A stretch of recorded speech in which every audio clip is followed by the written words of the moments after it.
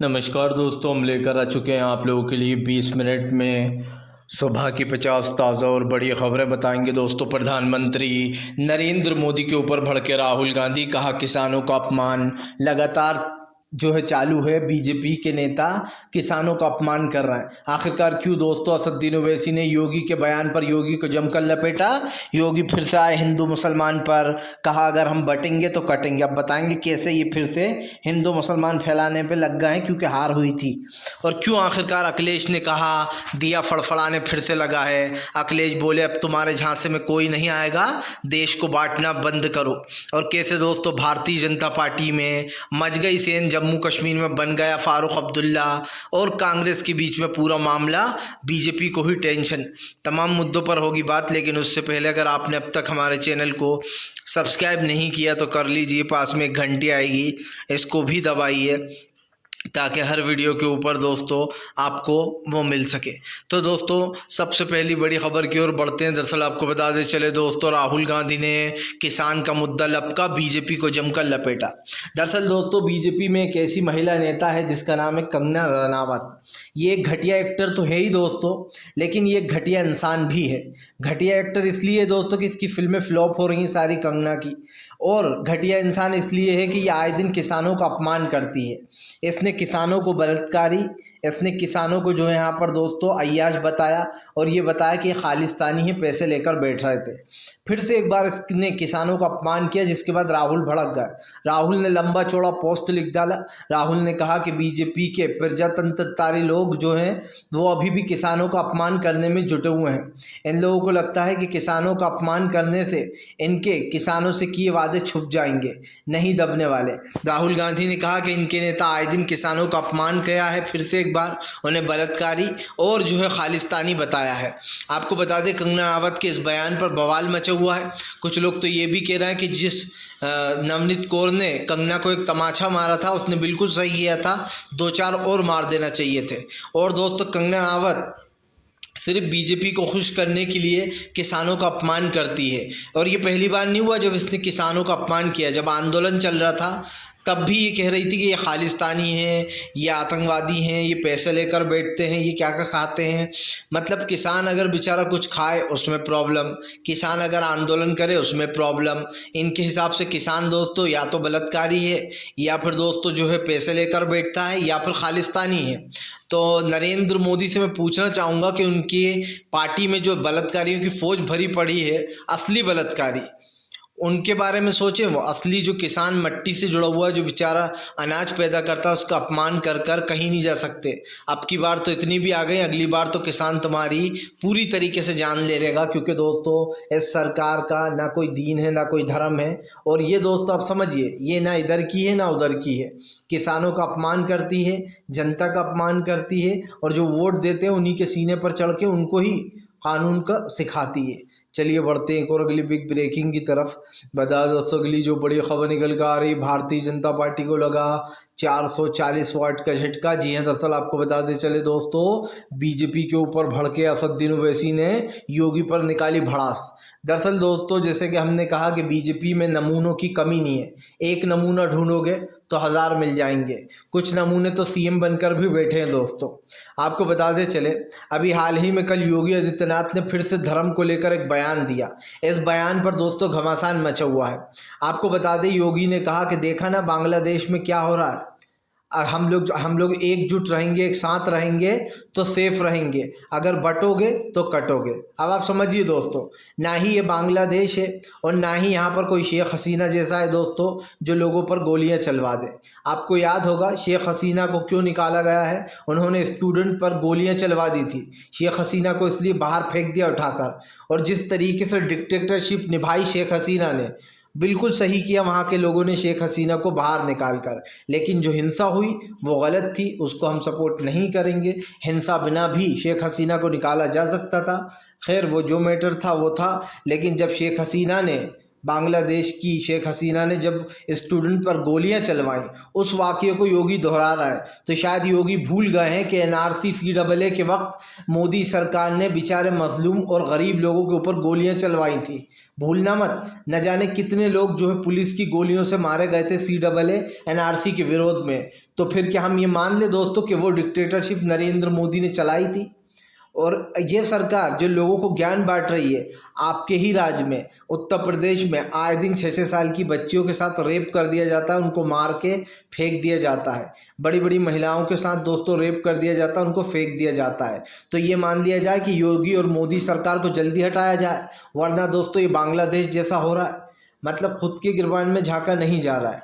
उत्तर प्रदेश से लेकर तमाम राज्यों में जो चीज़ें हो रही हैं वो किसी से छुपी नहीं है, और इस चीज़ को लेकर बार बार सवाल भी उठते हैं। आपको याद होगा राहुल गांधी ने पहले भी कहा था इस चीज़ को लेकर, लेकिन अभी इसी मैटर को लेकर जो है यहाँ पर विपक्ष जमकर भड़का हुआ है। और योगी के इस बयान पर ओवैसी ने साफ कहा, उन्होंने कहा कि लगता है नरेंद्र मोदी को समझा रहा है योगी अपने लोगों को, क्योंकि योगी कह रहा है कि एक साथ रहो वरना हम बटेंगे तो कटेंगे। ये देश दोस्तों इंडिया है, ये यहाँ पर भाईचारा चलता है, प्यार मोहब्बत चलती है, सब लोग मिलजुल कर रहते हैं, यही हमारे देश की खूबसूरती है। लेकिन भाजपाई जो है उन्हें लगता है कि देश को बांटने से या तोड़ने से वोट मिल जाएंगे। अब की बार तो जनता ने धूल चटाई दी है, बस थोड़ा सा और बचा। ये जो लंगड़ी सरकार चल रही है कुछ दिन बाद ये भी उखड़ जाएगी। फिर देखते हैं दोस्तों कि जब इनके पास न ताकत रहेगी न सत्ता रहेगी, फिर ये क्या करते हैं। फिलहाल चलिए बढ़ते हैं एक और अगली बिग ब्रेकिंग की तरफ। बता दोस्तों अगली जो बड़ी खबर निकल कर आ रही है, जम्मू कश्मीर में बन गई बात तो बीजेपी आई टेंशन में। दरअसल आपको बताते चले जम्मू कश्मीर में फारूक अब्दुल्ला की पार्टी उमर अब्दुल्ला और कांग्रेस के बीच में बात बन गई है। आपको बताते चले कई पेच चढ़ रहा था सीट शेयरिंग को लेकर, लेकिन अब सीट शेयरिंग पर बात बन गई है और एक बार साफ दिखाई दे रहा है कि जम्मू कश्मीर में दोस्तों एक बार फिर से जो परचम लहराएगा इंडिया का। ऐसा दूसरी तरफ जम्मू कश्मीर में बात बनते से एक साथ नजर आए हैं उमर अब्दुल्ला, फारूक अब्दुल्ला और राहुल गांधी, मल्लिकार्जुन खड़गे, तमाम लोग एकजुट रहे। लेकिन सबसे बड़ी बात यह है दोस्तों कि फ़िलहाल इस वक्त जो एकजुटता हमें देखने को मिल रही है उसकी दो चीज़ें हमारे सामने निकल कर आ रही हैं। पहला तो ये कि जम्मू कश्मीर में साफ साफ स्वाइप करते हुए नज़र आ रहा है इंडिया गठबंधन, यानी कि उसकी अलग ही एक तरफा जीत होती हुई नज़र आ रही है। बीजेपी इसीलिए टेंशन में भी आ गई है। दूसरी बात दोस्तों, इंडिया गठबंधन का जो जोर हमें दिखाई दिया, हमने लोकसभा चुनाव में भी देखा कि ऐसे जनता ने एकजुट होकर वोट दिया इंडिया गठबंधन को। जो लोग सोचते थे कि अब तो भाजपा को हराना बहुत मुश्किल है, इन लोगों ने इतना हिंदुत्व फैला दिया कि इनको नहीं हराया जा सकता, लेकिन जनता ने बता दिया कि इस देश में कोई भी इतना दोस्तों सक्षम नहीं है कि वो हमेशा सत्ता में रहे। जो सत्ता में आया है उसको जाना है, जो दुनिया में आया है उसको भी जाना है दोस्तों।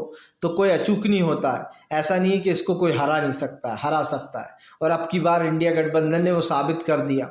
जिस तरीके से इस बार नेता प्रतिपक्ष के तौर पर राहुल गांधी को बिठाया गया है, राहुल गांधी की पॉपुलैरिटी, बढ़ती पॉपुलैरिटी और पावर देखकर मोदी सरकार भी हैरान में है। जिस तरीके से राहुल गांधी ने मोदी सरकार को पछाड़ते हुए खुद नंबर 1 पर आ गए पॉपुलैरिटी में, इसके बाद दोस्तों ये कहना गलत नहीं होगा कि आने वाला पीएम के चेहरा, जाहिर सी बात है राहुल गांधी ही है इस देश के सबसे मजबूत पीएम पद के उम्मीदवार। तो वो तो आज नहीं तो कल राहुल गांधी को तो पीएम बनना ही है। लेकिन उससे पहले जो राहुल गांधी ने अपनी छवि बनाई है, एक स्ट्रोंग छवि, कहते हैं ना दोस्तों, एक स्ट्रोंग छाप जब आप छोड़ देते हो तो लोग आपको याद करते हैं।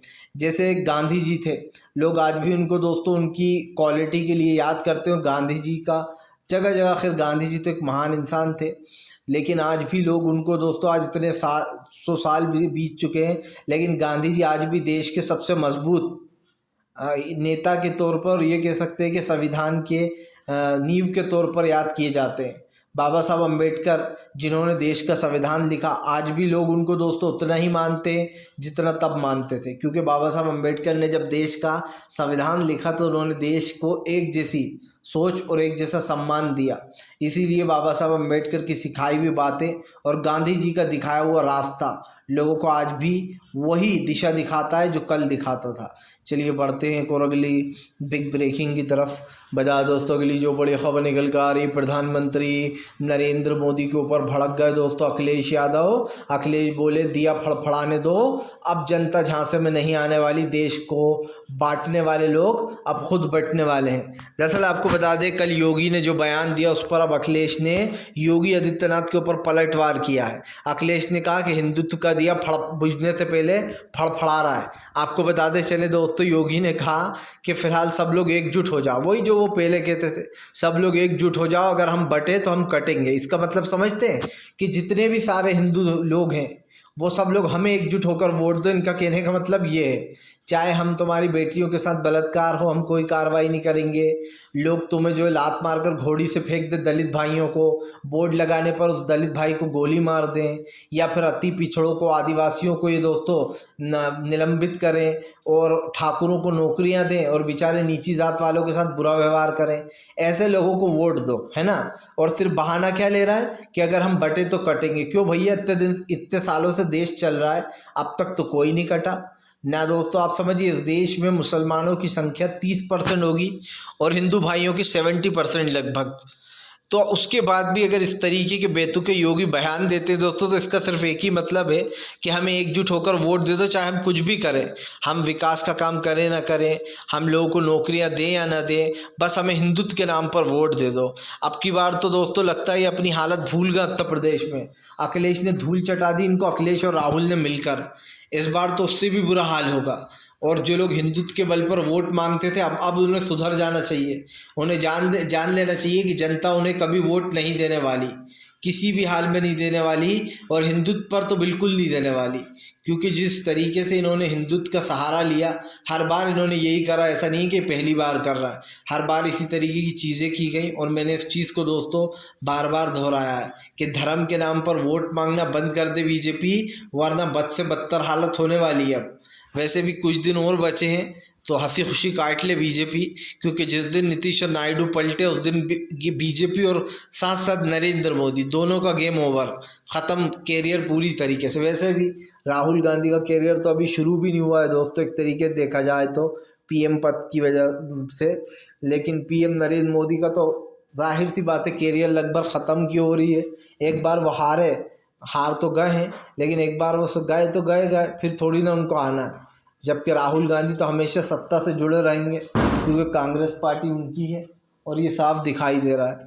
तो फिलहाल इस चीज़ों को दोस्तों कहीं ना कहीं ये चीज़ साफ लोगों के सामने आ चुकी है। आपको बताते चले दोस्तों अगली जो बड़ी खबर निकल कर आ रही, प्रधानमंत्री नरेंद्र मोदी के ऊपर दोस्तों भड़क गई प्रियंका गांधी।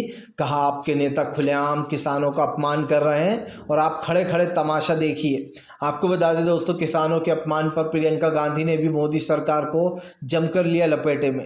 प्रियंका गांधी ने कहा कि बीजेपी के तमाम नेता किसानों का अपमान करते हैं, इन्हें लगता है किसानों का अपमान करने से सब कुछ ठीक हो जाएगा। उधर दूसरी तरफ यही नहीं दोस्तों, प्रियंका गांधी ने भाजपा को घेरते हुए कहा कि जिस तरीके से देश के संविधान को तोड़ने की कोशिश की जा रही है और किसानों को अपमानित करके बीजेपी पता नहीं कौन से झंडे गाड़ने की कोशिश कर रही है। किसानों को खालिस्तानी आतंकवादी बताने से कुछ नहीं होगा, मोदी सरकार के किए हुए वादे नहीं झुकने वाले।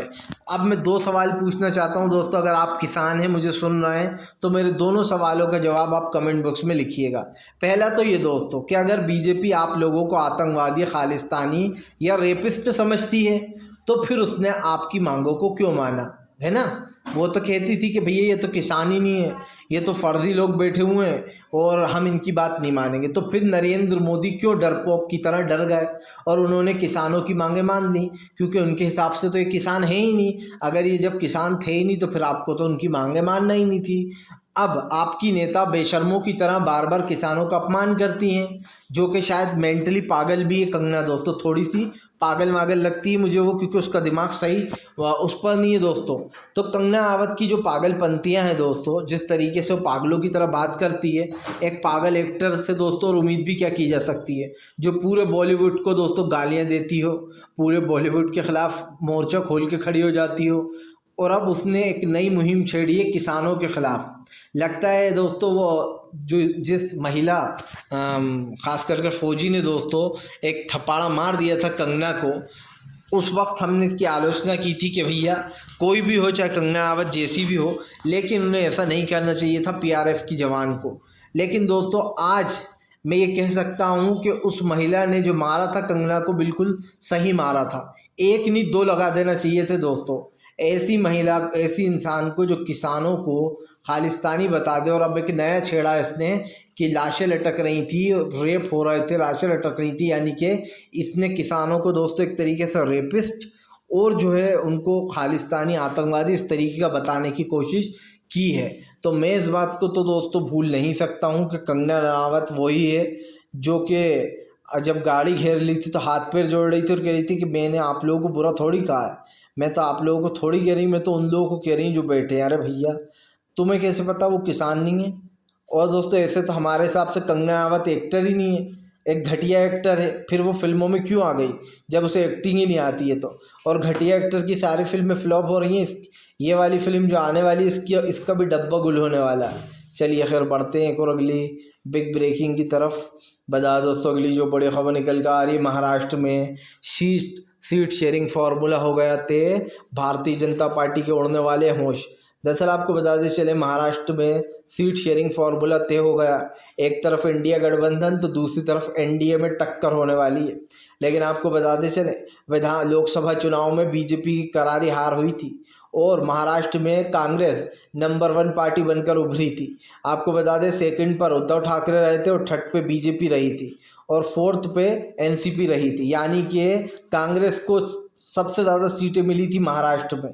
तो ये कहना गलत नहीं होगा कि आने वाले चुनाव में इंडिया गठबंधन का दबदबा दिखाई दे रहा है।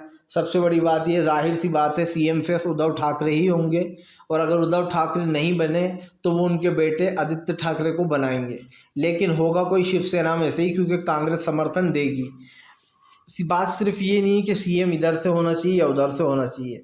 हम तो सिर्फ एक बात कहते हैं कि सरकार अच्छे से स्मूथली चलना चाहिए दोस्तों, क्योंकि भाजपा की आदत है सरकार गिराने की। लेकिन अब की बार जो है दोस्तों बहुत सतर्क रहने वाली है महाराष्ट्र की सरकार, क्योंकि अगर अब की बार ऐसा कुछ करेगी बीजेपी तो वही फंसेगी। आपने देखा अभी हिमाचल में बीजेपी ने ये करने की कोशिश की, उन तीनों लोगों को बर्खास्त कर दिया गया कि ये लोग पार्टी को धोखा देने की कोशिश कर रहे हैं, और बिल्कुल सही किया गया। और जब चुनाव हुआ दोस्तों तो खुद सीएम सुक्कू की पत्नी भी जीत गई इस चुनाव में। तो ये कहना गलत तो नहीं होगा दोस्तों कि चाहे लोकसभा चुनाव हो या विधानसभा चुनाव हो, हर एक जगह पर जो है हमने देखा है कांग्रेस मजबूत बनकर मजबूती से लड़ रही है। उससे भी बड़ी बात ये दोस्तों कि लोकसभा चुनाव के बाद जिन लोगों में ज़रा सा ये डर था कि अगर हम वोट देंगे इंडिया को या इनको तो कहीं ऐसा तो नहीं वोट वेस्ट हो जाएगा, यूं ही बीजेपी जीत रही है, पर वो जो लोगों में दुविधा थी, जो लोग ये सोचते थे कि क्यों क्या करें वोट देके, लेकिन अब की बार लोगों ने एकजुट होकर वोट दिया और उसका नतीजा सब सामने आ गया। और आपको ये भी बता दूं, इस देश के सबसे गरीब तबके जो हैं, दलित, पिछड़े, आदिवासी, अति पिछड़े, अल्पसंख्यक, इन लोगों ने एकजुट होकर वोट दिया। और उत्तर प्रदेश में जो बीजेपी की करारी हार हुई, वहीं से सबसे बड़ा झटका बीजेपी को लगा, क्योंकि दोस्तों कहते हैं उत्तर प्रदेश से ही ये तय होता है कि किसकी सरकार बनेगी, क्योंकि उत्तर प्रदेश में सबसे ज़्यादा लोकसभा की सीटें हैं। और अब की बार जो हमें यूपी के 2 लड़कों का जलवा देखने को मिला, राहुल और अखिलेश का, तो ये कहना गलत नहीं होगा दोस्तों कि धीरे धीरे कर नरेंद्र मोदी के सारे जितने भी कानून थे वो सब वापस होते चले जा रहे हैं। मैंने देखा कि ये लोग एक कानून लाए थे कि चिकन की दुकानों के आगे दोस्तों इन्होंने कुछ दिनों के लिए कह सकते हैं, क्योंकि अब सब ने हटा के फेंक दिए, कोई बीजेपी से नहीं डर रहा है। हमने देखा इन्होंने एक कानून करा था कि दुकानों के आगे वो लगा कर बैठना, लेकिन सब ने निकाल कर फेंक दिए। सीधी सी बात है कि आप धर्म के आधार पर लोगों को टारगेट करते हो। जनता जान चुकी है आपके इरादे, और जिस तरीके की चीज़ें हो रही हैं वो तो सबके सामने है ही। मैं तो यही कहूँगा दोस्तों कि अभी तो बीजेपी ने अभी भजन लाल को राजस्थान का सीएम बनाया था, अब जब करारी हार मिल गई तो सुना भजन लाल को बदलने की तैयारी चल रही है। लगता है बीजेपी को एक ऐसा चेहरा चाहिए जो राजस्थान में कस के और ज़्यादा हिंदुत्व को बढ़ावा दे। खैर बीजेपी ये करे या ना करे, हमें तो एक चीज़ समझ में आ गई है कि अब बीजेपी किसी को भी ले आए उसकी बुरा टाइम शुरू हो चुका है, और जब किसी का बुरा टाइम आता है तो वो कुछ भी कर ले दोस्तों, वो टिक नहीं पाता है। फिलहाल हम आपसे यही कहेंगे दोस्तों कि अगर आपको हमारा वीडियो अच्छा लगता है तो कृपया इसको लाइक कीजिए, चैनल पर पहली बार आएँ सब्सक्राइब ज़रूर कीजिएगा, ताकि इस तरीके की जो वीडियोज़ हैं वो आपको आगे भी मिल सकें और आप हमसे जुड़े रहें।